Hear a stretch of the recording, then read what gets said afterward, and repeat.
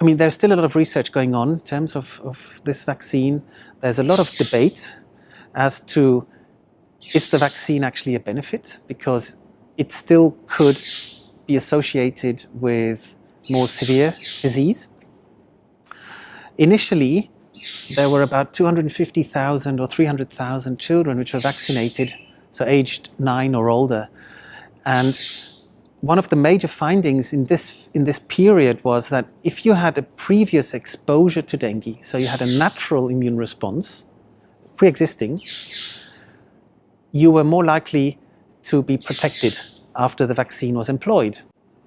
But those kids who were naive, which means they hadn't had any contact with dengue before, and then got vaccinated, were more likely to have severe dengue as their next case. So within the 3-year period follow-up, so if they would get dengue, there would be more severe cases in the naive vaccinated as compared to the previously exposed and vaccinated kids. So this is a really important thing to consider.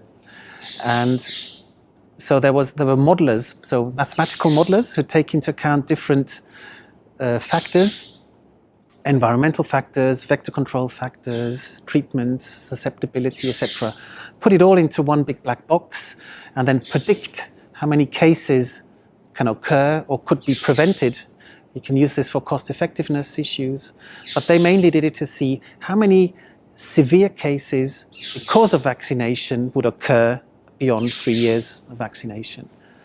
And taking into account vector control measures as well, it was clearly found that the pre-existing natural immune response has to be there when you vaccinate.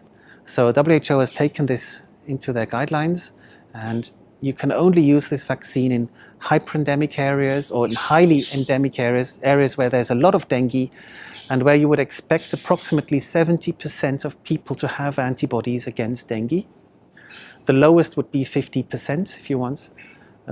So anything lower than 50% you would not vaccinate anymore. So this is a consideration. At the moment, this might change, but at the moment this is what WHO recommends.